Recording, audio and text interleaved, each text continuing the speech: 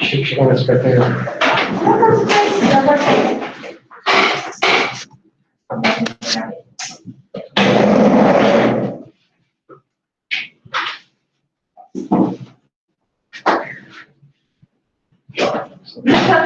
Eu enxergo bem.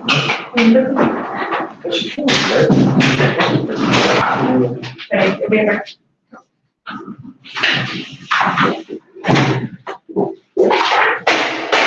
Estou 250 reais. Eu fiz só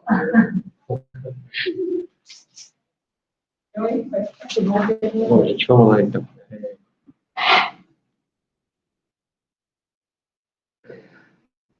Calma. Eu achei que você estava fazendo.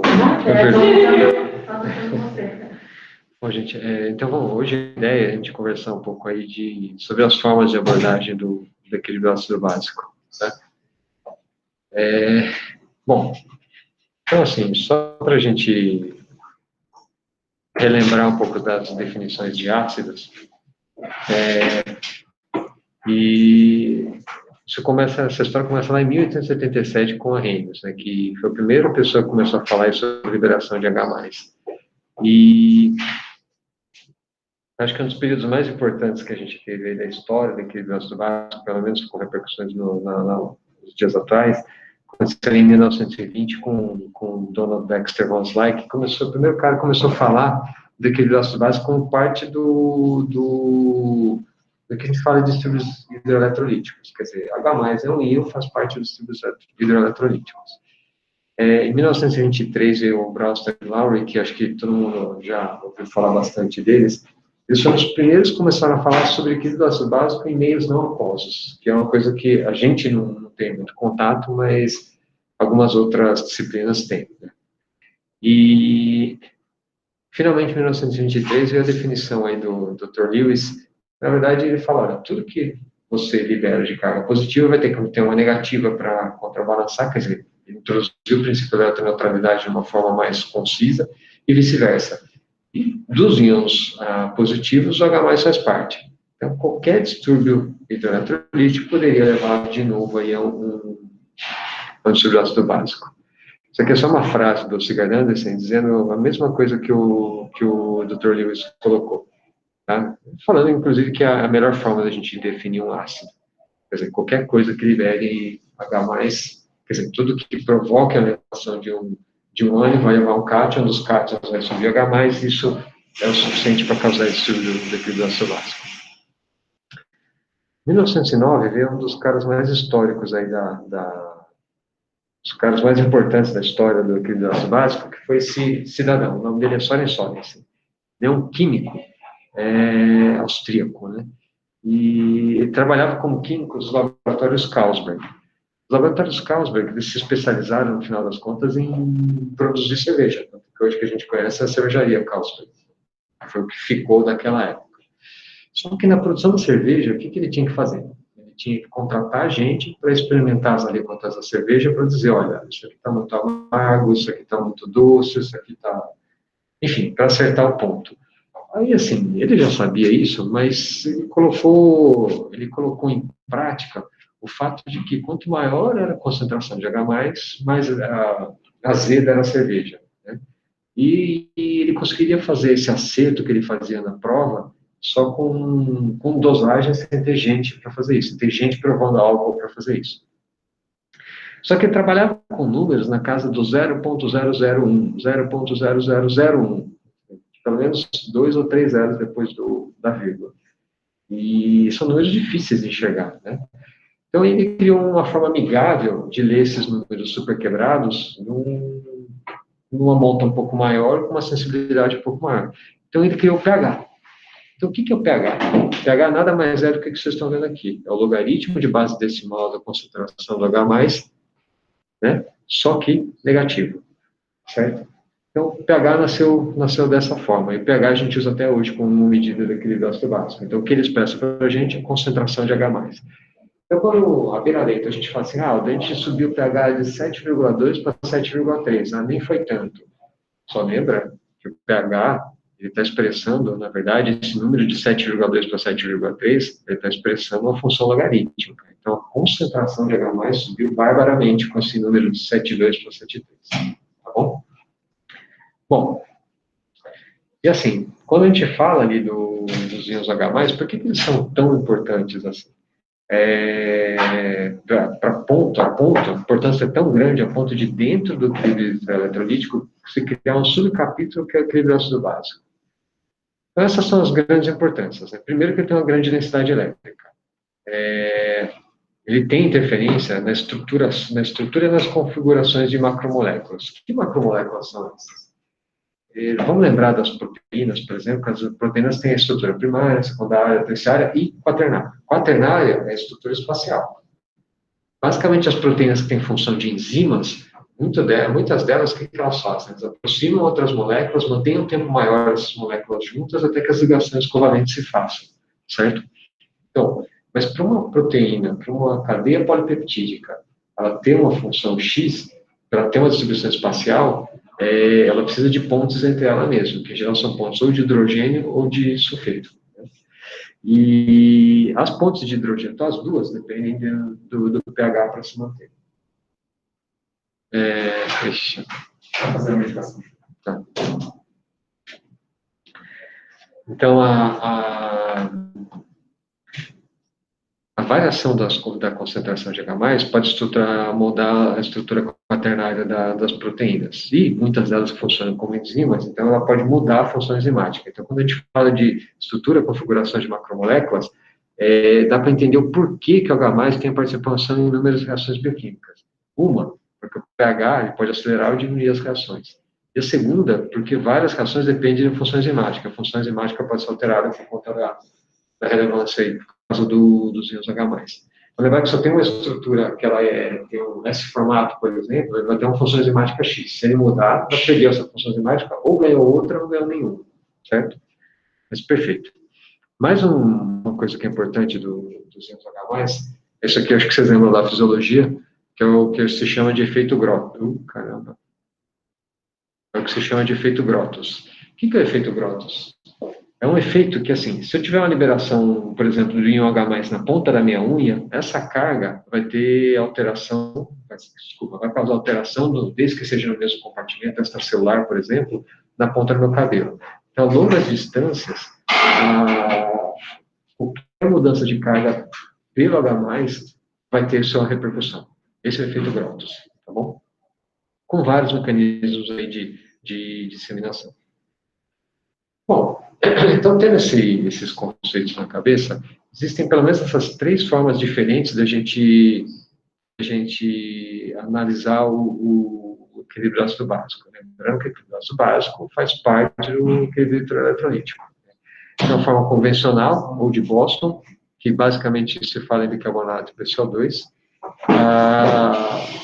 A forma dinamarquesa, que foi introduzida pelo professor Ole Sigurd Andersen, que a gente chama aí de base excess, base deficit, lembrando que o convencional é o que a gente chama aí de Randerson-Hasselbalch. A gente vai chegar lá também. E a última vem a forma canadense aí, que é do Dr. Stewart, tá? É o seguinte, eu vou colocar, senão vai ficar balançando, ficar ruim. Eu coloco aqui, cara, eu coloco aqui. É até melhor para ver todo mundo.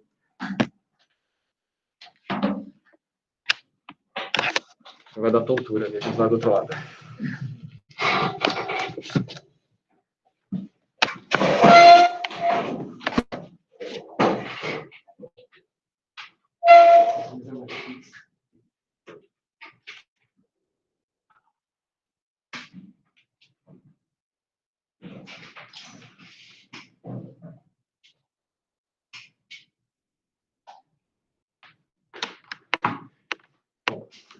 Então, essas são as 3 formas aí que a gente costuma usar no dia a dia, no veramento. Vou falar um pouquinho de cada uma delas. A primeira é a convencional, de Boston ou Randerson-Hasselbalch. Eu só lembrar que como é que nasceu essa história. A história começou aqui, ó, em 1906, quando Dr. Henderson, ele simplesmente desenhou essa equação que todo mundo conhece, que CO2 mais água é igual ao ácido carbônico. Você vai responder.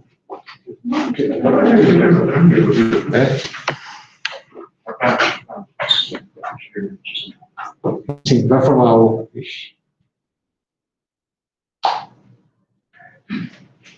Então, o ácido carbônico vai associar e vai formar aqui bicarbonato e H+. E o H+, que vai mudar no pH. Resumindo, a equação do equilíbrio vai ficar dessa forma que está aqui embaixo. Mas lembrando que em 1909 a gente teve a descrição do pH pelo Soren Sørensen. Aí em 1916, o Hasselbalch, o que ele fez? Ele logaritmizou a equação que já tinha sido descrita pelo Henderson e construiu a equação que a gente conhece hoje, que o pH depende do pK, mais o logaritmo da soma aí, da divisão, desculpa, do bicarbonato pelo CO2. Isso aqui é o conceito norte-americano, o conceito de Boston. Mas o que dá para a gente tirar aqui de coisas intuitivas? Toda vez que eu mexer no CO2, que é a variável da porção respiratória do equilíbrio ácido básico, invariavelmente vai variar o bicarbonato. Certo? Então, assim, a gente tem uma variável para mensurar do ponto de vista metabólico e equilíbrio ácido básico que ela não é independente da respiratória, o que pode causar uma certa confusão. E por conta dessa confusão que se criaram aí as equações de equilíbrio, né? Bom, então vamos lá. Essas equações de equilíbrio, vocês usam bastante isso? Acho que a que a gente mais usa é essa primeira aqui, não é? A equação do Dr. Robert Winters. Tá. Vamos lá. Então, assim, quais são os problemas dela? Vamos pensar assim, se a gente tem um doente DPOC lá no ambulatório, ele vem, já é retentor de CO2, tem um pH-CO2 basal de 60. Vocês têm pacientes assim no ambulatório, né? E como é que é o pH deles? Eles ficam com pH de 7,2, 7,25? Eles tendem a corrigir o pH, não é isso? Então, assim, o que é que a gente está chamando aqui de compensação? Essa que é a pergunta. Por exemplo, eu trouxe aqui separado. Ó, gente, eu vou só recolher essa tela, só para mostrar uma tela diferente para vocês aí do outro lado. Deixa eu ver se eu consigo fazer isso. Eu queria mostrar o texto da descrição do Robert Winters da equação do equilíbrio.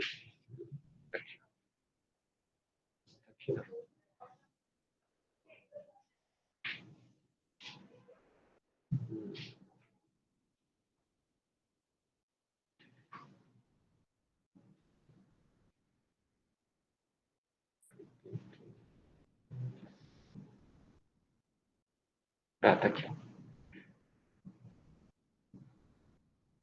Então, vejam.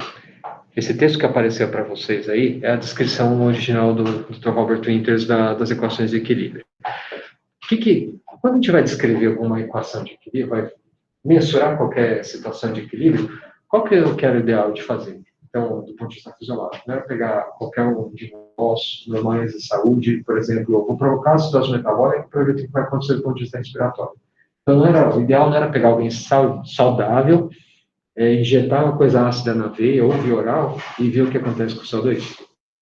Esse seria o ideal, né? Então, vamos ver o que o Dr. Robert Winters fez aqui, que eu acho que é bem interessante a gente conhecer.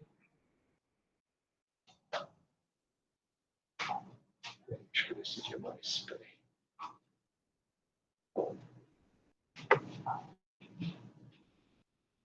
Vamos ver quais foram os pacientes que foram avaliados.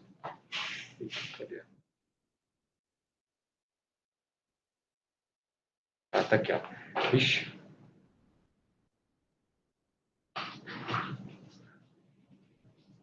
Ó.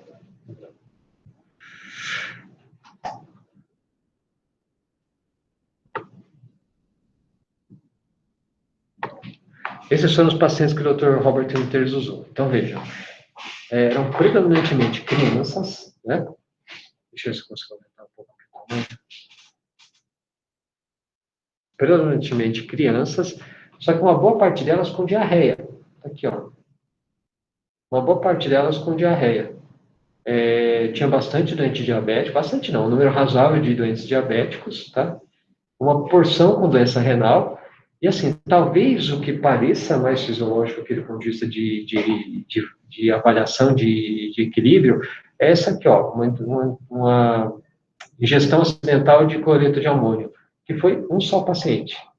Então, olha, vejam só, 30 pacientes com diarreia, 10 com diabetes, 19 com insuficiência renal e 1 com intoxicação exógena. Então, a pergunta é a seguinte: algum deles preenche esse critério de normalidade fisiológica para a gente ver como é que vai ser a reação? Acho que não, né? Então, assim, já começa assim a ideia. Agora, olha, deixa eu só mostrar a equação final. Olha que interessante. Essa aqui é do Basic. Essa aqui é a que a gente usa. Olha que interessante. Aqui no eixo X, vocês estão vendo o bicarbonato. Conforme o bicarbonato vai subindo, é esperado que o PCO2 vá subindo também. Essa é a própria equação do Thunder Anderson-Hasselbalch. E olha só, quando ele fez a regressão linear, pelo menos nesse patamar, nesse nível fisiológico, olha que interessante, o PCO2 ficou igual a 1,5 vezes o bicarbonato, mais 8, com um erro padrão de 1,1, se a gente for multiplicar isso por 1,96, vai dar 2. É exatamente a equação que a gente usa hoje no dia a dia. Certo? Tá bom. Aí o Dr. Robert Winters deixou ainda uma coisa interessante para a gente, quer ver?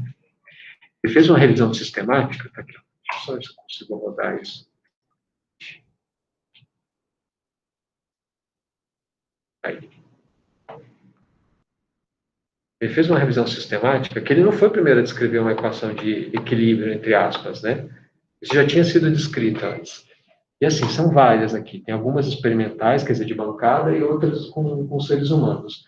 Eu não trouxe aqui um gráfico, mas quando a gente compara todas elas, por exemplo, se eu só faço variar 10 de bicarbonato, em algumas situações eu posso ter uma variação de PCO2 na predição de mais de 10 milímetros de mercúrio. Vocês acham que 10 milímetros de mercúrio é muito ou é pouco? Bastante, né? Mas por que é bastante? Tem algumas características do gás CO2 que a gente tem que saber ali, que são importantes para o dia a dia. Alta difusibilidade, perfeito. Mas por que alta difusibilidade é importante quando a gente está falando a monta da porção dissolvida no plasma? Porque assim, quando estou falando de PCO2, que a gente dosa na gás, é a porção que é dissolvida no plasma. Então, o que eu tenho, que o sangue que carrega PCO2, ele carrega baseado de quais formas? Uma, dissolvida no plasma, perfeito. Outra, ligada à hemoglobina, perfeito. Assim, o dissolvido no plasma, qual que é a massa que a gente tem? Massa total do CO2? Em torno de 3, 4% da massa total. E ligada à hemoglobina? 10, 15%. E qual que é a principal forma que a gente tem de carregar CO2 no plasma? No sangue total, né? A gente está falando de hemoglobina no sangue total. É bicarbonato. Bicarbonato. A gente acabou de ver na equação ali do Anderson Hasselbalch. Então, 85% da massa de CO2 que a gente carrega no sangue é na forma de bicarbonato. Certo? Isso é uma coisa interessante a gente ter na cabeça. E a outra foi que o Matheus falou, que é extremamente difusível. Uma vez que é extremamente difusível, uma boa parte dos CO2 que a gente libera no plasma corre para o intracelular. Então, na verdade, o CO2 que a gente está lendo, ele é o topo de um iceberg. O corpo do iceberg é enorme. Né? Então, assim, para vocês terem uma ideia, se vocês receberem um paciente de POC lá no pronto-socorro, na sala de emergência, ele chega lá sonolento, vocês ligam a ventilação não invasiva nele. Aí ele melhorou, acordou totalmente, depois que vocês colocaram. Deu meia hora, 40, deu 40 minutos, ele está totalmente acordado. Quanto vocês esperam na média da queda do CO2 dele? Ele chegou com, sei lá, 75 de CO2. Quanto vocês esperam da queda média? A queda média, pelo menos os estudos randomizados, depois eu vou mostrar isso para vocês, não aqui, em outro momento. Existe uma revisão sistemática, fisiológica, a queda média é de 3 milímetros de mercúrio. Tá, dá 0,4 quilopascais. Exatamente isso. É bem pouco. Mas, assim, essa pequena variação do topo do iceberg ali mostrou que o corpo do iceberg variou muito. Então, assim, todos os outros efeitos fisiológicos intracelulares, todos foram bem alterados por conta da monta de CO2 que tinha dentro da célula. E foi muito grande a variação. Apesar do iceberg ter variado só no topinho ali, só um pouquinho. Então, assim, isso é uma característica importante a gente saber do CO2. Então, quando eu falei para vocês que dessas formas escritas aqui, esse erro pode chegar até mais de 10 milímetros de mercúrio, é muita coisa, tá? Então, é uma característica daí das equações de predição, tá? Bom, deixa eu só voltar para os slides.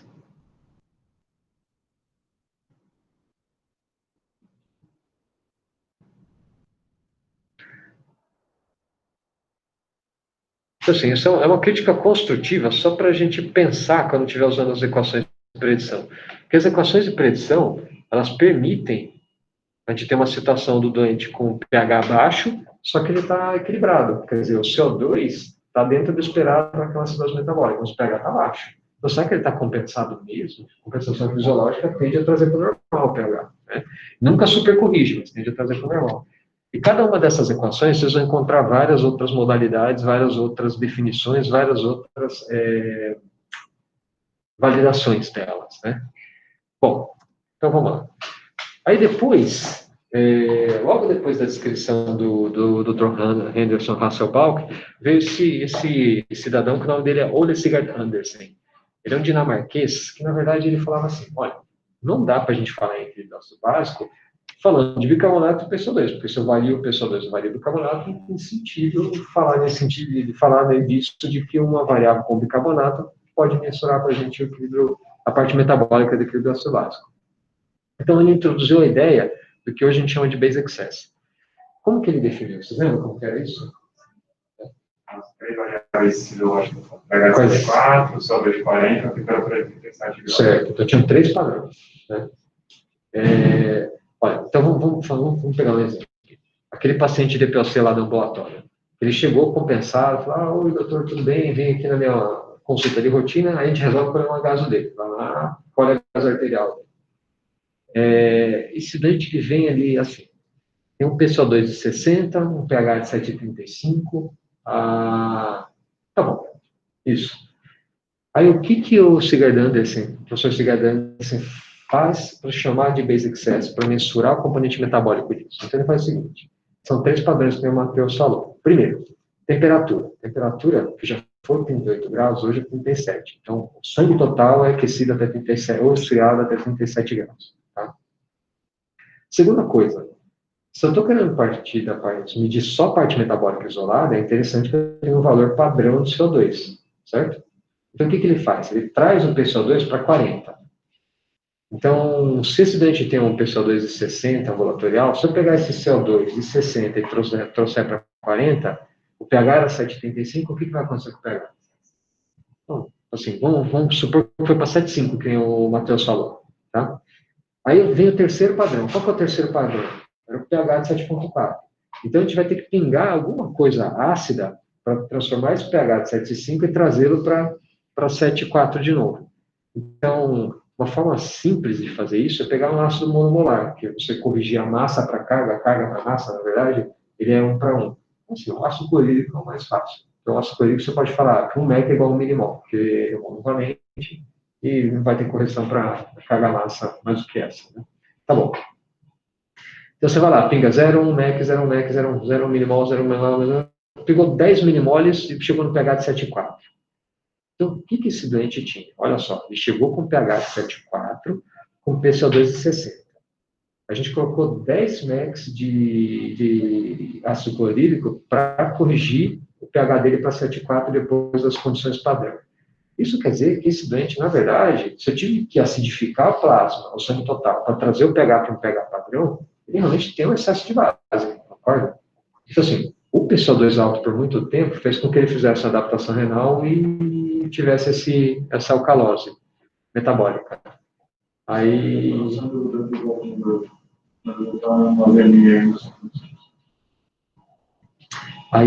então, assim, ele tem um base excess de 10 milimoles, certo? Ou 10 mEq, desculpa. A unidade padrão do base excess são 10 mEq. MEq, desculpa.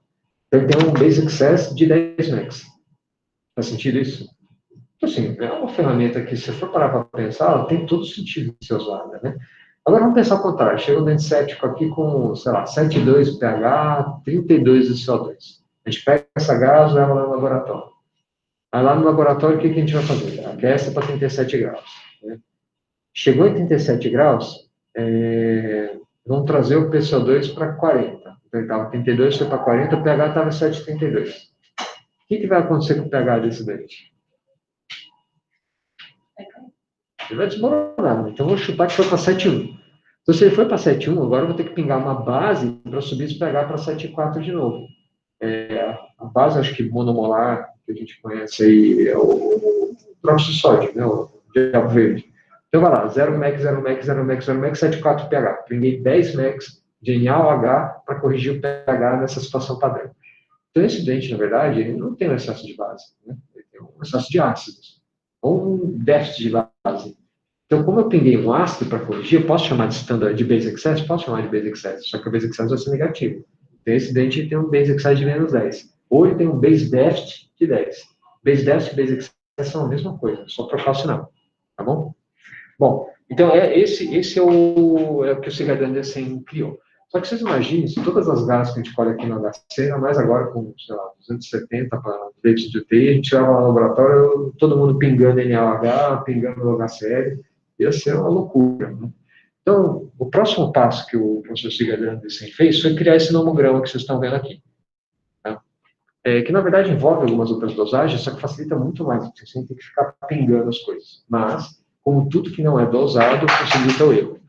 Mas ainda, como a relação ela é relativamente linear dentro das variáveis fisiológicas, usando a teoria do caos ou simplesmente uma regressão linear, ele chegou a essa fórmula que vocês estão vendo aqui.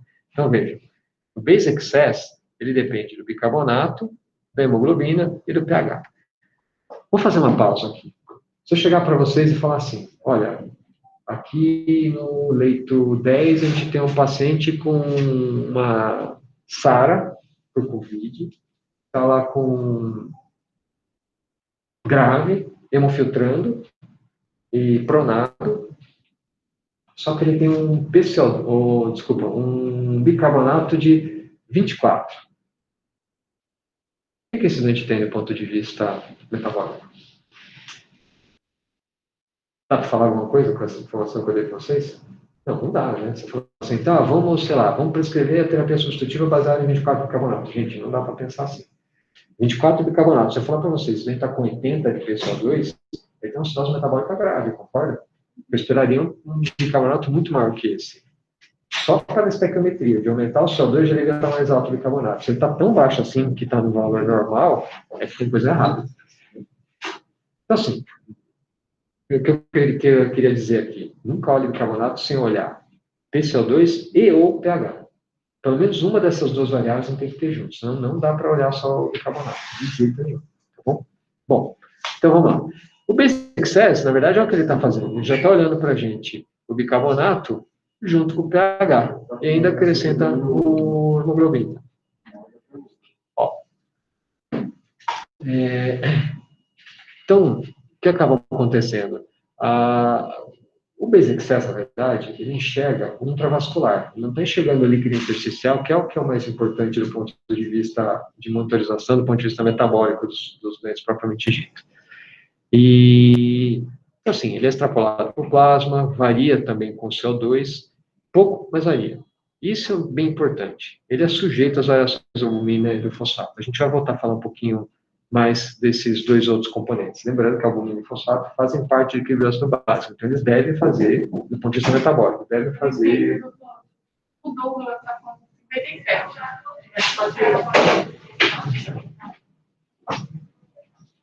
Agora vem um choque. Vamos lá. Você acha que Acho que eu vou fazer um. Bom, então assim, de uma forma para corrigir um pouco essa história toda, o que o Sigurd Andersen fez? Ele pensou o seguinte, olha, um dinamarquês tem na média 15 gramas por decilitro de hemoglobina, certo? Uma deles é mais alta que a nossa. Aí você pensar o seguinte, olha, do total de água, que é o volume de distribuição de componentes ácidos que a gente tem, isso equivale a mais ou menos 3 assim, no extracelular, ele equivale mais ou menos um quarto, né? 3/4 estão no intracelular e um quarto está no extracelular, não é isso? Na média? Tá. Do que está no extracelular, 2/3 estão no intravascular e 1/3, desculpa, 2/3 estão no extravascular e 1/3 no intravascular. Não é isso que acontece? Então, assim, se eu pegar a hemoglobina, que é de 15 do doente, hemoglobina é uma das coisas que diferencia o que está no intravascular do extravascular, não é isso? Eu não estou querendo saber do líquido extravascular, o que determina o equilíbrio básico, quanto que é o equilíbrio básico dele, que é o que está mostrando para a gente o que está acontecendo no metabolismo celular, propriamente dito. Então, assim, se eu tenho essa hemoglobina de 15, é uma coisa que faz diferença para o equilíbrio ácido básico na parte metabólica de todo o conjunto. 15 está no intravascular. Se eu pegar essa hemoglobina e distribuir para a extravascular, vocês concordam que eu estou homogeneizando um pouco mais o líquido? Isso está dando uma ideia para a gente o que está acontecendo no extravascular também? Então, o que o Sigurd Andersen fez? Já que 1/3 está no intravascular e 2/3 fora, ele pegou essa hemoglobina e distribuiu para a extravascular. Então, se era 15 de intravascular, eu vou distribuir para os outros 2/3, vocês concordam que vai cair para 5? Então, o que ele fez? Chamou a hemoglobina de 5, ele criou essa variável outra, que é o base excess, só que padronizado, é o standard base excess, que a gente vê na gasometria. Então, o que o standard base excess faz? Ele mede o equilíbrio ácido básico para a gente, olhando o bicarbonato e o pH ao mesmo tempo. Assim, e dá uma resumida. A gente precisa, se a gente for olhar o bicarbonato em vez de olhar o pH, em vez de olhar o PCO2, se a gente olhar o standard base excess, a gente está fazendo bastante coisa para a gente. Tá? Perfeito. Até agora, assim, a gente só foi colocando coisa, mas o que importa para a gente é pegar e PCO2, né?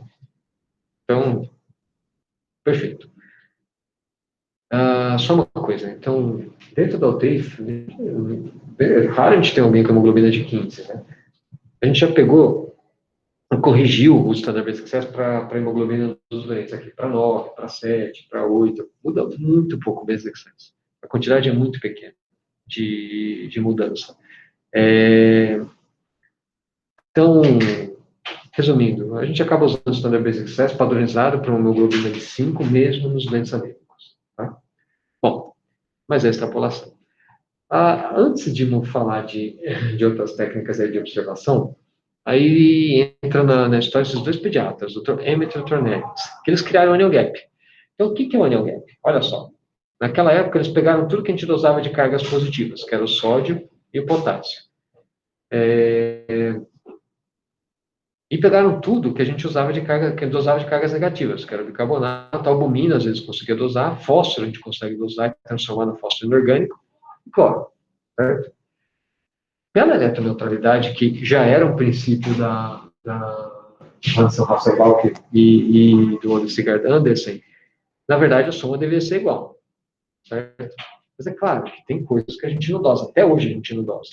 Então o que eles fizeram? Quando a gente soma todas essas cargas positivas e tira o bicarbonato mais o cloro, eles chamaram esse tantão aqui de Annual Gap. Só que às vezes a gente consegue dosar o albumina e consegue dosar o fósforo. Aí sobra esses XA, que são os chamados sonhos não mensuráveis. Que até hoje a gente não sabe direito o que são. Mas de lá para cá, tem um ano que a gente aprendeu a dosar. Qual que foi? Lactato. Lactato é um deles. Aqui entra os cetoácidos, etc, etc. E aquela discussão que a gente teve hoje de manhã aqui na terapia substitutiva, a maior parte a gente não tem a mínima ideia do que é. Né? Bom, tá bom. Assim, a equação do Daniel Gap é essa que vocês estão vendo aqui do lado, que todo mundo usa. Mas dá para a gente corrigir para albumina. Fósforo, na verdade, tirando os doentes que têm insuficiência renal crônica e não estão dializando, que tem um fósforo muito alto, o impacto do fósforo no equilíbrio ácido básico é muito pequeno. Né? Então, assim, a albumina já tem um papel diferente, já tem bastante impacto. A albumina tem uma carga negativa, que vocês estão vendo aqui. Então, isso que eu estou mostrando aqui para vocês, essa equação, tem uma correção para albumina, que foi descrito nesse manuscrito aqui embaixo, num cara que chama Vladimir Fenkel, que é um russo que é radicado nos Estados Unidos. Então, o que ele fez? Ele escreveu isso aqui, ó. Desculpe. Se eu pegar o valor normal de albumina, que é 40 gramas por litro, se a gente chamar de grama por decilitro, que a gente dosa aqui, vai para 4, tá? A unidade que a gente usa aqui. Menos a albumina que eu doso do doente e dividir isso por 4, ou multiplicar por 0,25, eu vou acrescentar isso no onion gap. Tá? Perfeito. Dá para entender o porquê dessa correção? Porque essa albumina ela é aniônica. Se eu diminuo a albumina, estou diminuindo a quantidade de ânions, eu vou diminuir com as cargas positivas também. Essa é a ideia. Tá? Então, se eu aumento a albumina, aumentei as cargas negativas, eu vou aumentar também as cargas positivas. Entre as cargas positivas que eu vou aumentar pela eletronuclearidade, tem H+. Concorda? Então, conclusão. A albumina, se eu dou albumina para o dente, eu estou acidificando o dente. Reparem quando vocês forem dar albumina para um dente cirrótico, se vocês tiverem a oportunidade em algum momento de observar um agaso pré ou um agaso pós. A gente tende a acidificar os dentes. Tá? Então, assim, muitos dos dentes que a gente vê aqui na UTI, que estão com acidose metabólica grave, tem albumina baixa, na verdade, a albumina baixa já está alcalinizando. Se eles ainda assim têm uma acidose importante, a acidose é muito mais importante do que a gente está vendo. Isso é um conceito básico para a gente ter também na cabeça. Preciso saber corrigir a albumina? Não preciso saber. Eu só tenho que ter a seguinte ideia. Se a albumina é baixa, eu estou hipoestimando o onion gap do doente. Por exemplo, vocês recebem um doente, sei lá, moleque renal crônico, diabético, e esse doente chega ali com um onion gap de 20, que já é bastante aumentado. O normal nosso aqui no HC é em torno de 12, eu deixei com 20. O que eu posso raciocinar em cima disso? Olha, é de pelo menos 20. Se a albumina dele for mais baixa, o onion gap deve ser maior ainda. Então, assim, isso que a gente tem que ter na cabeça. Se o dente é albuminêmico, se eu dosei o onion gap, aquele onion gap é hipoestimado. Tá? Não precisa ficar fazendo conta para saber. Né? Pelo menos, para precisar, às vezes a gente precisa, mas para o raciocínio beira-leito ser mais rápido, acho que esse é o conceito que a gente tem que ter. Bom, acho que todo mundo já ouviu falar, ou vocês usam o delta delta?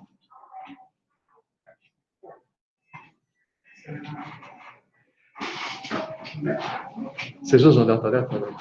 Alguém usa de vocês?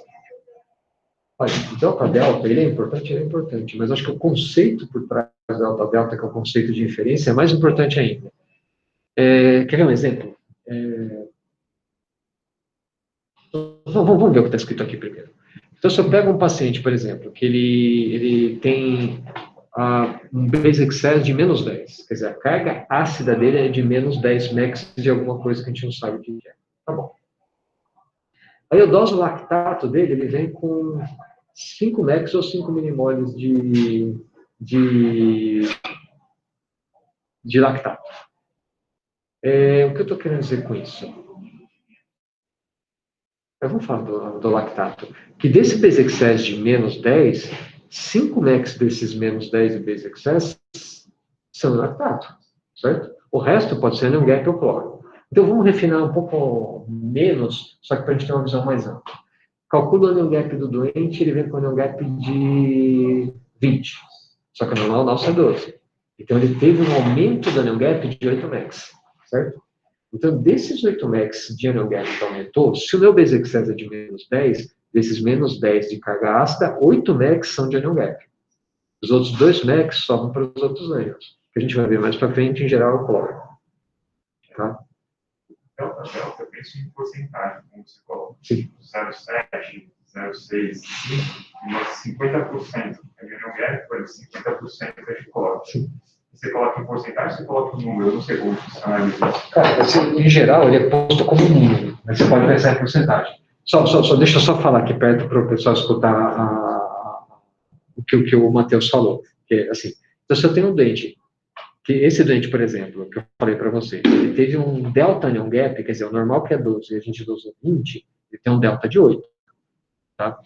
Do componente de mensuração geral da parte metabólica do equilíbrio ósseo básico, ele tem menos 10 base excess. Eu posso pegar o bicarbonato e tirar o normal também. Vai dar em torno de menos 10, desde que o SO2 não tenha variado muito. Então, eu vou usar o base excess. Então, eu tenho 10. Então, 8 de delta onion gap. Para um base excess de 10, isso está 0,8. Então, 80% da minha acidose metabólica provavelmente é representada por ânions não mensuráveis, por onion gap. É isso que o Matheus está falando, que está super certo o raciocínio. Faz sentido isso? Tá bom. Então, vamos continuar. Talvez esse exalático não poderia ser feito se você não quiser calcular um gap produto para estimar? Olha, muito simplificado. Não, assim, faz sentido o que você está falando. Só que lembra que o onion gap que a gente calcula, ele já está embutido no lactato. Então, se você quer que os dosadores seja exalático, você tem que calcular o onion gap alático, você está representando o onion gap alático. Desde que o cloro não tenha variado. Então, tem duas premissas atrás. Tá bom? Então, assim, o basic success, ele dosa o geral, ele vê o geral. Não está vendo só o onion gap, não. Tanto que, assim, desses 80% que o Matheus falou, que desse exemplo que o Matheus deu, era de onion gap, 20% é de outro ânion, de outros ânions, que provavelmente é do cloro. Certo? Bom, vamos lá, a gente vai voltar para esse raciocínio aí mais tarde. Vamos falar um pouco do Stewart, né? Assim, Stewart foi um químico canadense, ele criou uma forma de enxergar o hidróxido básico. Olha, não sei se vocês já presenciaram, assim, tem gente que odeia Stewart, tem gente que adora a Anderson Hasselbalch, tem gente que quer ver o Stewart, sei lá. Stewart, ele já é falecido, né? Mas em 1971 ele descreveu a metodologia stewartiana, ou moderna, ou quantitativa. Mas eu vou falar para vocês, ela é exatamente igual ao Anderson Hasselbalch.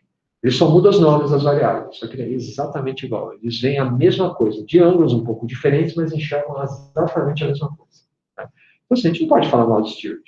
É que o Stewart ele foi meio provocativo. Né? No livro dele, ele chega a falar, esse tal de íon bicarbonato não existe.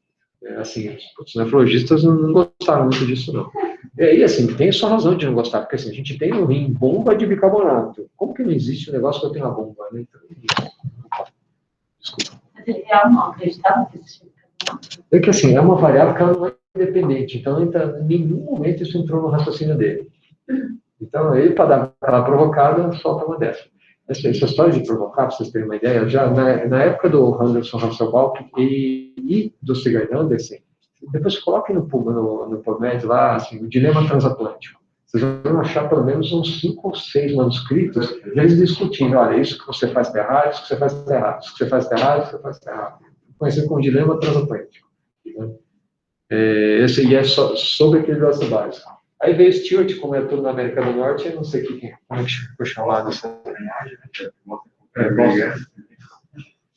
Bom, mas enfim. Então, assim, os princípios que o Dr. Stewart coloca para a gente são esses 4 que vocês estão vendo aí. Ó. As soluções aquosas, esse é um princípio que não necessariamente a gente está abrangendo toda a possibilidade de manipulação daquele nosso básico, eletroneutralidade, ação e conservação de massas. Em verdade, é exatamente o que todos os outros princípios de equilíbrio básico de leitura também levam em conta. Né? Neutralidade, ação, conservação de massa, não necessariamente meio aquoso, mas a gente está levando em conta o ser humano e meio aquoso. Então, o que o Dr. Stewart fez? Essa é a equação dele, uma equação de 4ª ordem. Se forem ver, tem uma mais aqui, a 4ª potência. Então, olha o raciocínio dele. Vamos pegar uma bacia. Vamos colocar tudo que a gente conhece de eletrólitos do ser humano. Então, bota lá sódio, potássio, cloro, fosfato, albumina, tal. Quando eu pegar todas as cargas, vocês concordam que a somatória de cargas tem que ser igual a 0? Foi o que ele fez. Então, só que esse SID, isso chama Strong Ion Difference. SID nada mais é do que sódio, mais potássio, mais magnésio, mais cálcio, menos o cloro. Hoje a gente tem um outro íon forte que é o lactato. O lactato é um ácido forte? Ele dissocia. Por que ele dissocia? E quando ele dissocia? Ele não é um ácido forte, concorda? Então por que a gente está chamando de íon forte? Se ele não é ácido forte, ele não vai estar sempre dissociado, então ele não é um íon forte. Mas por que a gente chama e considera como íon forte? Só lembra que o pH dele é 4. O nosso pH é de 7,4. Então a gente está lá em cima na curva de dissociação. Então ele, no pH fisiológico do ser humano, ou desculpa, de qualquer ser vivente, ele está todo dissociado. Então o comportamento dele é de um íon forte. Apesar de não ser. Exatamente. Ele está totalmente dissociado. Então ele raramente vai estar ligado com.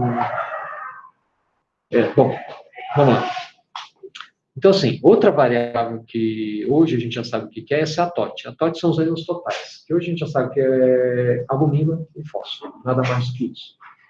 E outra variável que sobrou foi o PSO2. Então, olha, 3 variáveis que regem todo aquele negócio básico. Esse foi o conceito stiltiniano primário. Ele foi modificado, a gente vai ver essas modificações na sua frente. Mas esse é o conceito stiltiniano primário. Só que ele leva em conta algumas coisas, por exemplo, KW. Vocês lembram o que é KW? KW é a constante de dissociação da água. A água dissocia. Né? Então, vamos fazer, já vamos aproveitar, então, fazer um exercício. Eu só vou fazer um paralelismo aqui. Tá? Então, esquece um pouco esse raciocínio que eu estava falando, já volto aqui. Se eu pegar uma molécula de água, tá aqui, ó, H- e H+, e dissociar. Tá aqui, ó, H-, H+. Certo? Acabei de dissociar. O que aconteceu com o pH desse ambiente que eu estou com H- e H+. A pergunta é, só desculpa, o que aconteceu com o pH? Eu perguntei isso mesmo? Tá, então sim. Eu dissociei o H- e H+. O que aconteceu com o pH nesse momento? Ó, o H+ está aqui, só que o H está aqui. Estão prontos para ligar de novo. Não sei se tem mais, provavelmente, o pH, você olha só o pH e tem a de Perfeito. O pH caiu. o lote de H+. Perfeito. Porque assim, não importa se ele tem um neutralizador ali. O que importa é que ele está dissociado, tem carga, tem ação, tem densidade elétrica. E ele vai começar a alterar todo o resto das estruturas quaternárias de enzimas, etc, etc. Então, assim, dissociou, tem função fisiológica diferente. Tá? Então, o pH caiu. Por mais que eu tenha ali o neutralizador já para grudar nele. Tá bom? Mas você vendeu o pH. O pH, se for existisse o pH, ele ia variar também. Olha, assim, para ele estar neutralizado, eles têm que estar ligados. Se eles não estão ligados, não está neutralizado. Então, o efeito de cargas existe. Acabou. Né? Então, só, o KW, a linha W, na verdade, é a constante de dissociação da água. Porque, assim, a água dissocia muito pouco. Mas muito pouco. O problema é que a gente tem muita água. Se eu só tenho muita água que dissocia pouco, eu vou ter muita dissociação. Né? É a mesma coisa que o coronavírus. Né? Ele é altamente transmissível. Tudo bem, se a gente tivesse um ou duas pessoas só que pegassem o coronavírus, não tinha ter tanta gente doente. O problema é que ele é altamente transmissível, população inteira com a doença. Estimativa dos alemães que 70% da população deles pegou ou vai pegar, né? E dos espanhóis, 90% da população. Então, o número de gente doente vai ser muito alto. Né? Então, é um raciocínio parecido. Nossa, paralelismo tristíssimo. Mas, bom, perdi o raciocínio. Se a água. Ah, sim. Só que assim, o KW é uma constante de dissociação que ela varia com tonicidade, que varia com temperatura, que varia com pH, quer dizer, não é uma constante. Então, todo aquele ácido básico que a gente pensa tendo constantes, as constantes não são constantes, então está totalmente sujeito a erro. Tá? Então, só para a gente lembrar disso, nada do que a gente faz é exato, absolutamente nada. Você está para você que a dinâmica seria aplicada agora e outra medicação, que é a isotonicidade, você tem uma coisa ao contrário, você quer que Aí, olha só, os fatores dependentes mudadores de pH, então, são esses, o CID, a TOT e o PCO2. O CID é aquilo que a gente já falava, a TOT, albumina e fósforo, e o PCO2. Tá? Bom, aí começam a surgir as modificações. Aqui em 1995 veio um cidadão que chama John Kellogg, que é um intensivista de Pittsburgh. E o que ele fez? Ele fez um negócio que é interessante. Então, olha, se eu pegar, somar toda essa moçada aqui, positiva, e tirar essa moçada aqui, que é só o cloro negativo, a gente já viu que isso chama CID aparente. Chama CID, Strong Difference. Né? Ele chamou isso de CID aparente. Aparente porque ele é calculado. Só que esse CID aparente representa aqui um grupo de algumas substâncias dessa moçada que é alguns antidosa, albumina antidosa, fósforo antidosa, bic antidosa, lactato antidosa. Então, se eu pegar essa moçada que a gente dosa e dosar e calcular, antes disso, desculpa. Então, esse CID, não vou voltar aqui. Então, desculpa, vamos começar o raciocínio de novo. Eu tortei. Aliás, eu inverti a ordem dele. Então, se eu pegar isso que ele chamava de CID, agora a gente tem um íon forte aqui, que é o lactato. Se eu tirar esse íon forte, eu vou ter um novo CID aparente, que o Dr. Kellogg chamou isso de CID aparente inorgânico. Inorgânico porque tirou um componente orgânico que a gente conhecia, que é o lactato, mas, na verdade, nos anos mensuráveis tem um monte de coisa orgânica também. Então, eles chamam de inorgânico, mas talvez não seja inorgânico. Mas é o nome que recebe, tá bom? Agora, assim, dessa moçada aqui, a gente dosa isso aqui, quer dizer, o bicarbonato, dosa a albumina e dosa o fósforo. Se eu somar isso daqui que eu doso, eu vou ter um negócio que agora o professor John Callan chama isso de strong indifference efetivo. Efetivo porque dosou, porque está lá. Teoricamente, o CID aparente, menos o CID efetivo, deveria ser zero. Mas não é. Não é porque tem uma outra moçada aqui, que são os anos que a gente nos usa, que são chamados anos não mensuráveis. Que é a mesma coisa que o NeoGap, que a gente viu até agora. Só que o NeoGap contemplava dentro dele o lactato e o fósforo. Então, se eu pegar o NeoGap, corrigir para o albumina, corrigir para o fósforo, eu te falei lactato, mas é albumina. Tá? Então, eu vou ter exatamente o SIG que eu estou mostrando aqui para vocês. Então, o SIG vai ser o SIG aparente menos o SIG efetivo. O SIG, Strong Ion Gap, Strong Ion Gap do Stewart, é a mensuração mais refinada do NeoGap. Então, até agora, gente, já mostrei todas as variáveis stewartianas, vamos só passar esse próximo aqui. Então, aqui todas as variáveis stewartianas tem alguma coisa diferente do que a gente viu até agora, no Anderson Hasselbalch, no Olho Cigarrão, assim que seja? Absolutamente nada, né? Só tem um maior número de nomes, só isso. Então, eles estão vendo a mesma coisa, a mesma coisa. O raciocínio é o mesmo em cima de qualquer técnica que a gente vai pensar. Na faculdade, vocês aprenderam Anderson Hasselbalch e Stewart ou só Anderson Hasselbalch? Olha lá. Olha, assim, falar em desastre básico, eu me sinto assim, é você que fala de uma coisa que ninguém conhece. Né? Então, pô, como é que você vai tentar ensinar uma coisa que você não conhece? É difícil. Né? Então, assim, é só a gente ensinar, assim, falando o certo, né? Falando uma coisa que ninguém conhece. Tá bom. Então, assim, no final das contas, a gente tem todo esse monte de variáveis aí que regem aquele ácido básico. Então, a diferença de íons fortes, o atote, quer dizer, albumina e fósforo, PCO2, os ânions não mensuráveis e o lactato, certo? Bom, isso aqui são as variáveis stewartianas.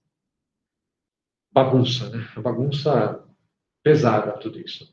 Mas veio aí depois o Dr. John Callan com a seguinte ideia: vamos reunificar tudo. Né? E qual foi a conclusão dele? Olha, os dois são iguais. A única coisa é que agora, com o Stewart, a gente prestou um pouquinho mais de atenção na atote, ou seja, na albumina. Também não é verdade absoluta, né? Já desde a época do Vladimir Fenckel se fala em albumina para corrigir, por exemplo, o NeoGap, né, do Emetroneres. Maravilha. Então, assim, para a gente, então, começar a pensar, as três formas de pensar na equilíbrio básico, elas são superponíveis, né? Não só superponíveis, como substituíveis, né, uma com a outra. Então, eu posso pensar misturado? Posso. Só que a gente tem que ter uma ideia do que são variáveis importantes aqui. Então, vamos lá. Aqui, por exemplo, essa aqui é uma casuística do falecido professor Bennett, que ele fez o seguinte: pegou doentes no pós-operatório e dosava simplesmente lactato e base-excess na entrada. Olha a conclusão dele aqui, final. Se eu pego um doente que ele tem o base-excess alterado, no normal, por exemplo, ele tem um valor preditivo negativo para complicações no UTI de 82%. Lactato normal, 82% de valor preditivo negativo. Os dois juntos chega até 85%. Quer dizer, o dente chega sem acidose nenhuma e sem lactato aumentado, é o dente que tem uma chance pequena de complicar dentro da UTI, no pós-operatório, pelo menos. Dentes clínicos. O que eles chamam de normal? Menos 2? Menos 2 mais 2. Menos 2 e mais 2 lactato. Menos 2 a mais 2 de base excess e o lactato até 2 milimoles. Tá. Aí vem um cara, que é um brasileiro, que usa pochete, que fez o seguinte, ele... Estou pegando o pé dele. Mas assim, o que o cara fez? Ele pegou 32 pacientes, mensurou todo aquele ácido básico no primeiro dia, no segundo dia. Ele fez o seguinte: olha, vamos pegar todas as variáveis que a gente consegue mensurar e calcular e vamos fazer uma correlação com o sulfa. Ah, legal, né? Porque o que é o sulfa? O sulfa é um score que compreende 6 grandes dimensões das disfunções múltiplos órgãos. Dá para a gente quantificar a gravidade e correlacionar numericamente com o que a gente tem naquele ácido básico. É legal. Né? Então, olha só o que ele conseguiu. Ele pegou aqui NeoGap, SIG, albumina, tal. Vocês vão vendo aqui os coeficientes de correlação, são todos baixos. Esses dois primeiros, os coeficientes de correlação são até que baixos, né, 0,45, 0,48, mas que têm alguma correlação estatística com o SOFA. Então, veja, o Base Excess mensurado pelo... eu não falei para vocês, mas o Standard Base Excess, com aquela fórmula corrigida para 5 de hemoglobina, recebeu o nome de fórmula de von Schleich, em homenagem ao Donald Dexter von Schleich, lá no começo, que foi o primeiro cara que começou a falar de cloro naquele ácido básico. Quem criou o Standard Base Excess foi o Sigurd Andersen, mas ele nomeou a fórmula com von Schleich em homenagem, só em homenagem a ele. Então, assim, esse VS é von Schleich. Esse W é um cara que chama Uten, que ele corrige para albumina também. Então, veja só, a correlação do Base Excess, seja lá como a gente meça, com o SOFA, é relativamente baixa e negativa. Quer dizer, quanto menor o Base Excess, maior o SOFA, maior a gravidade do doente. Tem uma aula do professor Mervyn Singer que ele fala uma frase legal. Ele fala assim, olha, você tem um paciente que chega na UTI com menos 5 de Base Excess, bom, presta atenção, isso a gente está grave. Você chegou com menos 10 de Base Excess, presta mais atenção, está bem mais grave. Você chegou com menos 15 de Base Excess, presta super atenção, isso está muito grave. Assim, quanto mais acidose metabólica ele tem quantificado pelo Base Excess, maior a gravidade dele. É até intuitivo, mas alguém mostrou isso numericamente aqui. Tá? É isso que essa tabela está mostrando para a gente. Essa tabela é enorme, está difícil de ler aí, ela só quer dizer uma coisa para a gente. Se eu considerar o Base Excess, para acidose metabólica, pelo menos, aqui nos das clínicas, menor do que menos 2, isso traz uma sensibilidade e especificidade de 80% e 100% especificamente, assim, respectivamente, para captar acidoses perclorêmicas. Ou seja, se eu tiver um Base Excess normal, não posso dizer que o estudante não tem acidose nenhuma. A gente vai fazer um exercício depois que a gente vai chegar a essa conclusão. Mas, se ele for normal, a chance de estar tudo normal é enorme. Acho que isso é fundamental. Vou pular para essa tabela. Essa tabela grande aí também, ruim de ler, ela está falando aqui para a gente que um Base Excess abaixo de menos 2 tem uma sensibilidade de 98%, especificidade de 75% de captar acidoses metabólicas por reunião gap. Tudo isso é para dizer o seguinte, se eu considerar menos 2 como valor normal de Base Excess, parece um valor interessante, mas um valor de Base Excess normal, de jeito nenhum, exclui que a gente não tem algum distúrbio ácido básico, tá bom? Tá. Então, só vamos voltar aqui um pouco. Esses dois gráficos, vocês estão vendo em cima um gráfico de correlação, embaixo é esse diagrama, chama diagrama de blend-out, um diagrama que mede concordância. Vocês lembram o que é correlação e concordância? Então, vamos pegar, por exemplo, pressão invasiva, pressão não invasiva, pressão média. Então, eu pego a pressão média, invasiva e não invasiva. Elas têm uma boa correlação. O que quer dizer isso? Quando a pressão sobe, uma sobe, outra sobe. Uma desce, outra desce. Elas vão correndo no tempo parecidas. Mas a concordância não é boa. A concordância é o quanto que uma reproduz o valor da outra.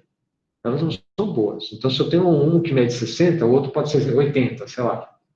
Só que eles variam no tempo igual, só que não são o mesmo valor. Então, a correlação, quer dizer, a variação é parecida, mas a expressão não é a mesma. Isso é o que representa correlação e concordância. Esses gráficos aqui de cima estão mostrando a correlação entre SIG e annual gap. Putz, isso aqui é linear, absolutamente linear. Quer dizer, quando um varia, outro varia. Eles são a mesma coisa, a gente acabou de conversar sobre isso. Né? Então, isso é intuitivo. A concordância aqui embaixo, o o que ele mostra para a gente? Olha, a diferença média entre o SIG e o annual gap fica aqui em torno de menos 12. Mas é interessante, porque eu não falei para vocês que o annual gap normal nosso é 12. Não tem, isso tem uma razão de ser, e é intuitivo também. Então, se eu pegar o annual gap e corrigir a albumina, corrigir o bicarbonato, corrigir o fosfato, ele tende a cair para zero. Quer dizer, ele fica igualzinho ao SIG. A gente não tinha conversado que é isso mesmo. Pessoal, numericamente, está vendo a mesma coisa. O menos 12 é o erro médio, chamado bias, né? Então, ele é o valor normal do annual gap. É normal, assim, né? Não é normal. Assim, a gente criou uma variável que não existe. O valor normal dela é esse, mas ele não representa nada para a nossa fisiologia. Tá? O que representa para a nossa fisiologia é a eletroneutralidade. Aí sim, se a gente for somar tudo, ele cai para o zero. Tá bom? Bom, então, perfeito. Aí o cara da pochete fez isso aqui também, olha que legal. Ele pegou o basic size e fez o seguinte, olha, vamos pegar todas as variáveis stewartianas, né, e vamos correlacionar com o basic size. Quer dizer, olha, ele pegou uma variável que é do professor Sigurd Andersen e correlacionou com Stewart, né? E olha só, quando você pega o SIG, CID, albumina, fósforo, lactato, isso tem um R ao quadrado. O que é R ao quadrado? É um coeficiente de determinação. O que isso quer dizer? Que a variação dessas variáveis que eu estou mostrando para vocês aqui, o SIG, o CID, albumina, fosfato, lactato, explicam em 95,8% a variação do basic size. Faz sentido? Esse é o coeficiente de determinação. Quer dizer, assim, na nossa fisiologia quase nada é linear, mas aqui, pelas contas, isso aqui são dados de pacientes. Parece que tem, pelo menos na faixa próxima do normal, parece existir uma certa linearidade. Tá? Que o coeficiente de determinação, ele pode nascer de equações não lineares, mas aqui foi feita uma regressão linear. Então, existe uma certa linearidade. Aí, o que ele fez? Vamos simplificar, então, já que, assim, se eu achar, por exemplo, um desexcesso alterado, se eu pegar um número menor de variáveis que possa explicar o desexcesso alterado, o pensamento verdadeiro fica mais fácil. Então, vamos tentar simplificar. Então, vamos tirar aqui albumina e fósforo, já que a gente não dá isso tão frequente. O R ao quadrado cai para 89, 0,89. 89% da variação do basic size pode ser explicado por anion gap, CID e lactato. Bom, não é pouco, 89% concorda que não é pouco? Pronto, dá para pensar dessa forma. Né? Ele foi viajando até que chegou nessa última aqui. Essa última é bem legal, porque ó, o anion gap, a diferença entre sódio e cloro, quer dizer, em vez de pegar o CID total ali, né, esse CID aparente que está aqui em cima, que é, lembrar que tem cálcio, tem magnésio, tem potássio, tem cloro. Se eu pegar só sódio e cloro, simplifica bem. Se eu pegar o lactato e a albumina, eu vou ter uma quantidade de 95,4%. Ó, só que tem uma coisa, a albumina, isso eu não falei para vocês, eu vou falar a primeira vez agora. A albumina tem um comportamento monótono. Você pega um antissético, por exemplo, ele chega lá na unidade de sala de emergência, ele é reanimado, a albumina desmorona, que é da média durante a reanimação bulêmica de meio grão por decilitro. Então, desmorona, puf.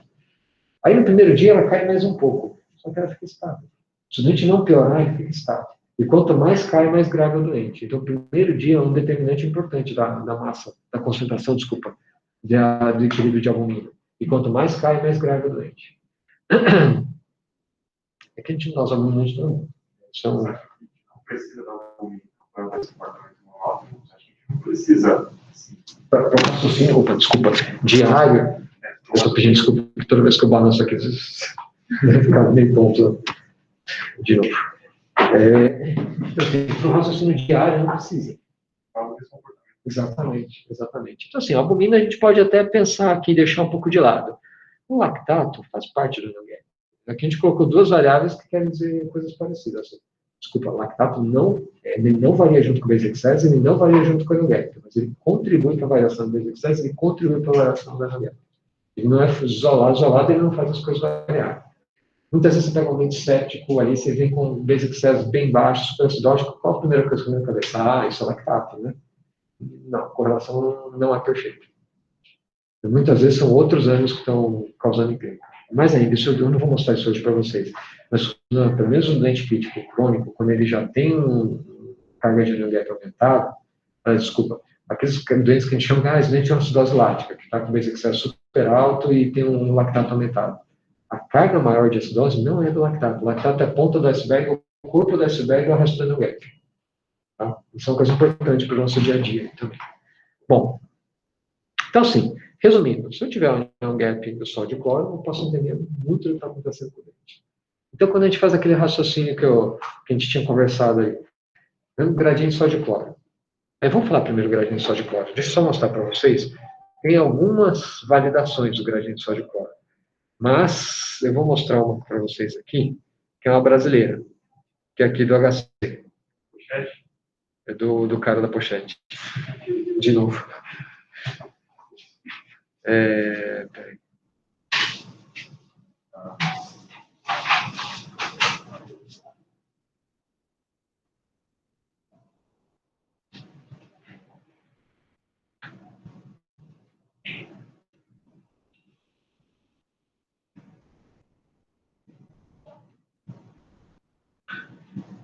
Então, olha, o que esses caras fizeram aqui? Eles captaram vários doentes críticos, se não me recordo o número. 38, 38?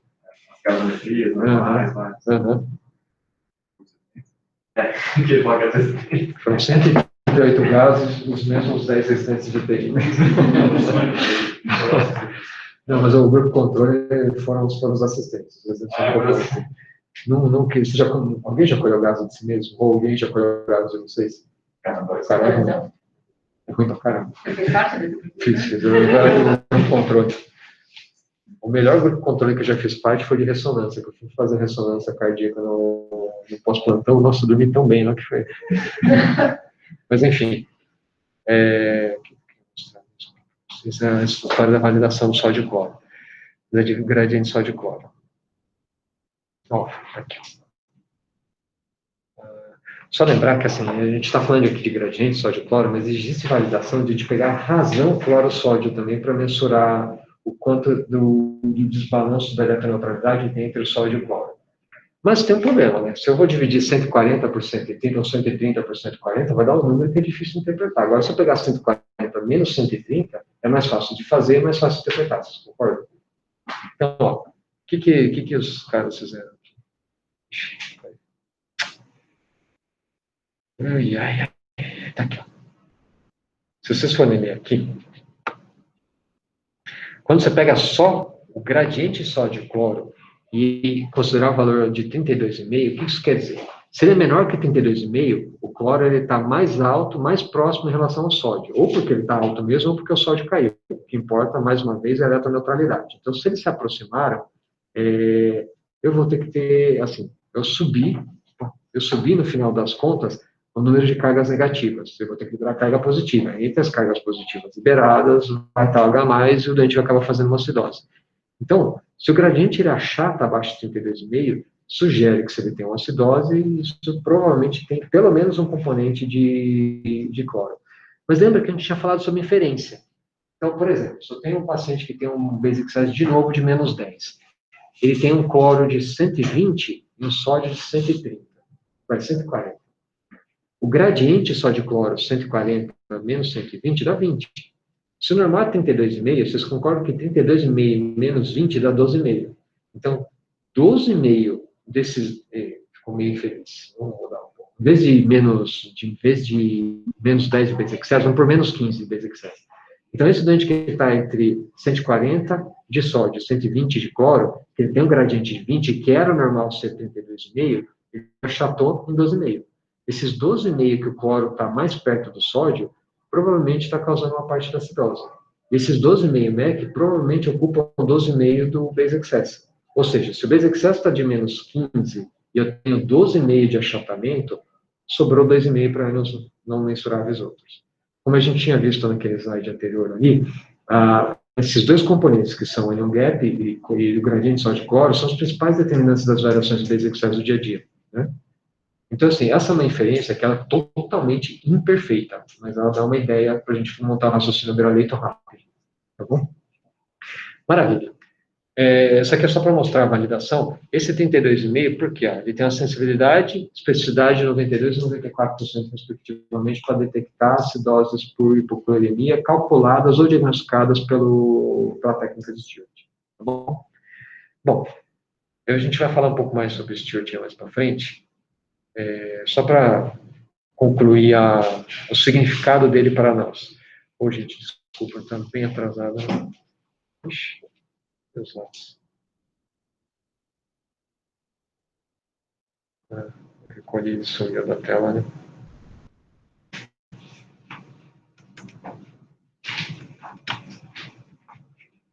Então, já estamos acabando, tá? Os exercícios a gente faz juntos outro dia. Hoje vamos só falar dessa final da parte teórica. Então, esse é a principal ideia que eu queria passar para vocês. Esse é o jeito que eu penso no dia a dia. Então, misturando tudo que a gente viu até agora. Então, como é que a gente pode enxergar as coisas? O pH dá uma visão geral daquilo da básico. Maravilha. A parte respiratória a gente vai ver pelo PCO2. Quem que determina o PCO2? É a produção, que é o PCO2, sobre a ventilação alveolar. Então, quanto maior a ventilação alveolar, maior a produção, menor o CO2. Quanto maior a proporção, maior o CO2 e assim vai. O componente metabólico, eu posso ver pelo bicarbonato, etc, etc. Mas Marcelo, em especial, eu enxergo pelo base excess e o base deficit, ou base deficit. Se por aqui eu tiver alguma alteração, se eu for correr atrás dessa alteração, eu posso enxergar pelo gradiente de cloro, pelo anion gap. Lembrando que a albumina é monótona e o lactato faz parte do anion gap. Então, é uma forma relativamente simples de enxergar o dia a dia. Tá? Lembrando que o gradiente sódio cloro normal é 32,5 e existe o princípio da inferência. Então, tudo que não se explicar nos 32,5, eu posso ocupar o anion gap. Claro, com chance de errar. Tá bom. Então, só para fechar o raciocínio em cima de Stewart, isso aqui é o estudo argentino, que olha só o que eles fizeram. De 975 pacientes, eles tiveram um ganho de 1% no diagnóstico de equilíbrio ácido básico usando Stewart, ao invés de usar Anderson Hasselbalch, que é muito pouco. Então, resumindo, as três coisas vêm a mesma. As três formas de interpretar equilíbrio ácido básico estão vendo a mesma coisa. Isso aqui a gente já conversou. Só queria mostrar esses estudos, depois a gente faz pensar. A gente vai fazer um exercício hoje, o resto a gente faz outros dias. Então, veja só que legal. Isso aqui é um estudo experimental australiano, esse cara chama T.J. Morgan, ele é um dos grandes estudiosos de equilíbrio ácido básico. O que ele fez? Ele pegou o seguinte, ele pegou camundongo e sangrava 100 ml por quilo.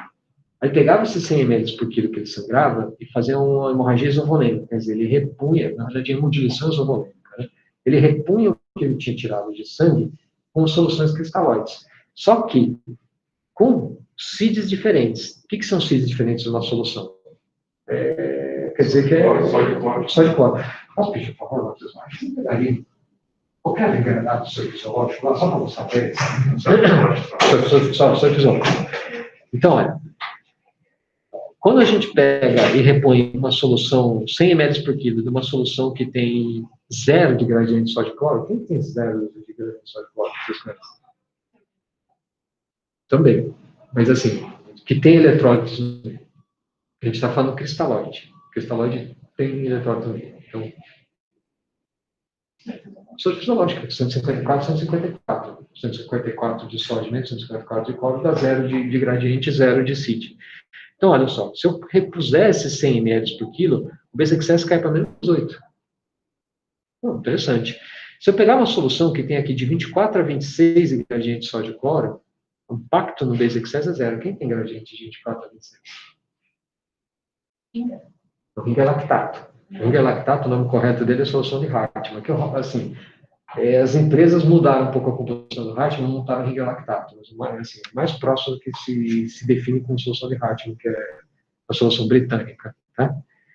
E assim, aqui tem uma outra solução que tem um gradiente de 40. Vocês já ouviram falar no negócio chamado Plasma Light?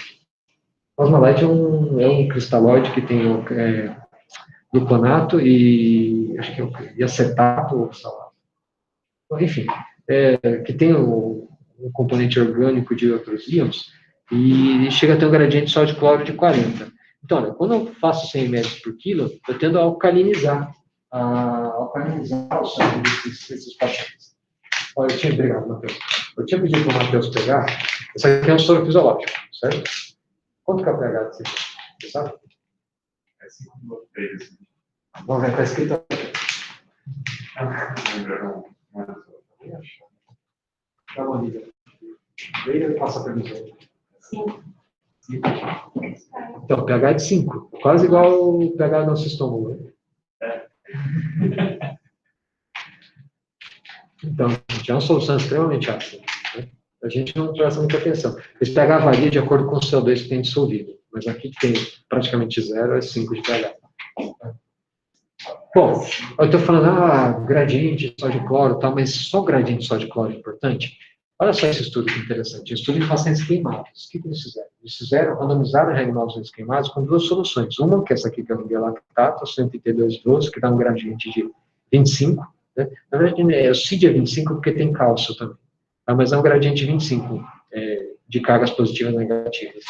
E pegaram um soro fisiológico e colocaram no 154 de sódio 26 megas de bicarbonato, para subir para 180 de sódio. O CID é 26 também. Então, olha só, a gradiente de sódio-cloro é igual. Eles reanimaram com essas duas soluções, com gradiente de sódio-cloro igual, só que um com um pouco menos de sódio-cloro e outro com muito sódio-cloro. Aí, no final das contas, até ficou pequenininho aqui, mas vejam só, o basic size desse povo que é bola preta é que tomou esse BS. BS é essa solução aqui. Eles demoraram mais para corrigir o basic size, demoraram mais para corrigir o pH. Mostrando que não é só o gradiente que é importante, mas a massa total de, principalmente os ânions, é importante. Olha, deixa eu fazer, baseado nisso aqui, eu vou fazer uma pergunta para vocês. Se eu pegar um paciente e der para ele 5 litros de soro fisiológico, quem que vai subir mais, o sódio ou o cloro?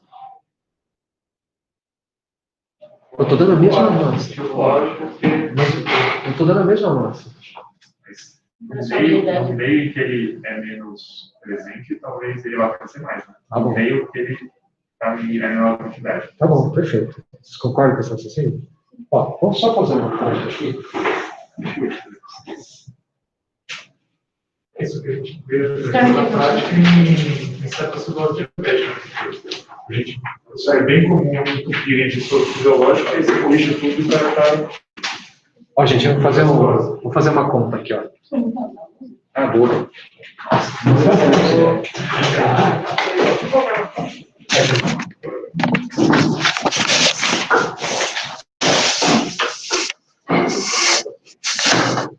Obrigado.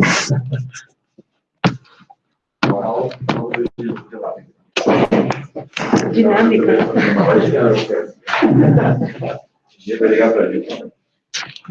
Quem responde, Gabi? Acho que dá para ver. Ó, só fazer uma. Obrigado. Vou fazer uma brincadeira aqui. Vou pegar uma bacia. Tá? Tem 5 litros de uma solução que tem um sódio de 100 litros, tá? E um cloro de. Vou chamar isso aqui de 140. 140 e o cloro de 100. Certo? Tem 5 litros, então dá 140 metros por litro e 100 metros por litro. Tá? Vamos colocar uma solução, um soro fisiológico modificado aqui, que tem um sódio de. Vamos chamar de 150, como mais fácil fazer conta. E o cloro também tem esses mesmos 150. Então vamos fazer a seguinte conta: são 5 litros de soro também que eu vou pôr aqui. Isso aqui. Então, qual é a massa total de sódio que a gente tem aqui embaixo? Gente, não. 45. Ah, com 20. 45. 700, né? 700. Então vamos fazer assim: o sódio deu 700. O cloro, 500. Agora vamos somar isso aqui. 150 vezes 5 dá 150, né? Mais 750. E aqui, 750 também. Então, no final, o que vai dar? Aqui vai dar 1.450. E aqui vai dar 1.300. 1.250. Só que o volume de distribuição, ele não vomitou, não urinou, não diavisou, não defecou. Então, 5 mais 5 vai para 10. Então, vamos dividir isso por 10, quarto esse zero. Então, a concentração final do sódio aqui vai ser 145, do cloro 125. Concorda? Então, veja, a gente saiu de 140, subiu para 145 de sódio. Saiu de 100, subiu para 125 de cloro. Quanto que é isso? Mais 5 vezes a mais. E por que isso aconteceu? Simplesmente porque eu tinha uma concentração de cloro menor. Eu dei a mesma massa, lógico, intuitivo que a variação do que eu tenho menor massa vai ser maior. Né? Tá bom. Então, só vamos encerrar aqui o pensamento. Deixa eu voltar para cá.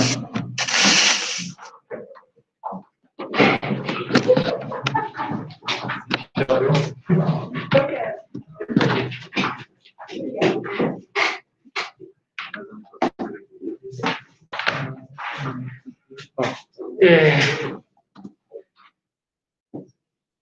Ó, vamos concluir, depois a gente faz esse último exercício aqui. Mas não vamos dar esse exercício, não, vamos fazer outro. Então, o que eu queria concluir desse monte de coisa que a gente falou aqui? Ó. O conceito de ácidos é restrito, mas eu acho que é importante que a gente enxergue o equilíbrio ácido básico dentro do equilíbrio eletrolítico. Mas tem várias técnicas que acho que elas facilitam a compreensão, mas elas querem dizer a mesma coisa. O tratamento de acidose é questionável, né? O mais importante é assim, doente que melhora a acidose sozinha, doente que vai melhorando. Eu acho que esse é o principal conceito que a gente tinha que ter. Infelizmente, os nossos doentes estão difíceis, né, esse conceito ultimamente. E existe aí uma modulação com as soluções balanceadas. Ó, vou fazer um exercício. Vou escrever lá na descrição. Posso fazer essa coisa? Ó, gente, vamos supor o seguinte, olha a história. A gente tem uma paciente, um paciente que chega lá embaixo com uma história de tosse, febre, escarro amarelado, de 2 dias. Vai vomitando. Né? Não sabe, daqui a alguns meses vai ter outra hipótese, né? Mas tá bom. Aí, olha, vomitando bastante esse doente. Ele chega lá bem desidratado lá embaixo. Então, você escolhe uma gasometria para ele e ele tem um pH de 7,35. Ele tem o Standard Basic Excess de 0. Ele tem um PCO2 de 32. Ele tem um bicarbonato de 24,5. Vocês conseguem ver daí, ó, pH 75, Basic Excess de 0, PCO2 de 32, bicarbonato de 24,5, certo? Minha pergunta é, qual o diagnóstico ácido básico desse doente? Ele está lá, vomitando. 24,5.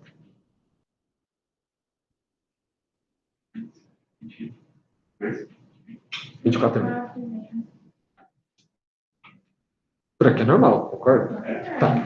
Então vamos dar uma oportunidade.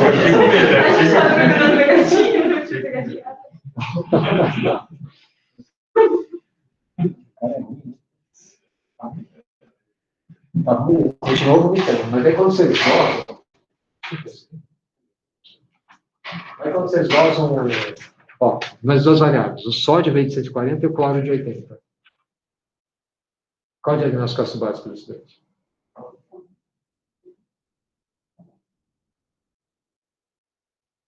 Ele tem duas coisas, concorda? Quais são? 3 coisas. Quais são? Mas não era tão normal. Ele tem uma acidose, uma alcalose respiratória discreta aqui com 32 de CO2, né? Uma alcalose metabólica. Por que tem alcalose metabólica? A gente não tem a definição. Exatamente. A gente não é assim, abaixo de 32,5 sugere ter acidose, mas 60 de gradiente é um gradiente muito alto. Provavelmente esse doente está hipoclorêmico, porque ele tem uma alcalose hipoclorêmica. Mas por que o Base Excess não enxerga essa acidose, essa alcalose? Ele tem uma acidose. Porque tem uma acidose. Por onde vem essa acidose? Tem tudo a ver com o doente que está infectado, febril, etc. Então, assim, eu falei para vocês que é difícil isso acontecer, mas acontece. Isso eu não acredito. Tá? Assim, os outros exercícios a gente faz aí outro dia. Amanhã a gente faz. Os que envolvem hipercapnia, principalmente, são importantes. Gente, desculpa aí atrasar a vida de vocês. Acho que quem vem para o plantão vai ficar ruim. Mas depois a gente faz os outros exercícios, tá? Vocês têm alguma questão? Vocês estão em casa aí? Alguma colocação? Acho que tem 5 coisas. 5 coisas. Ah.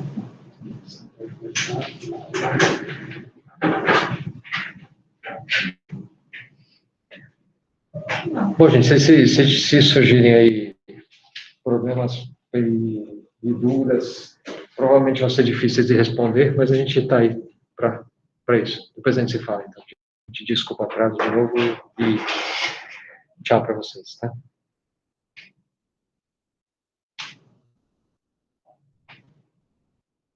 Vocês têm alguma colocação aí?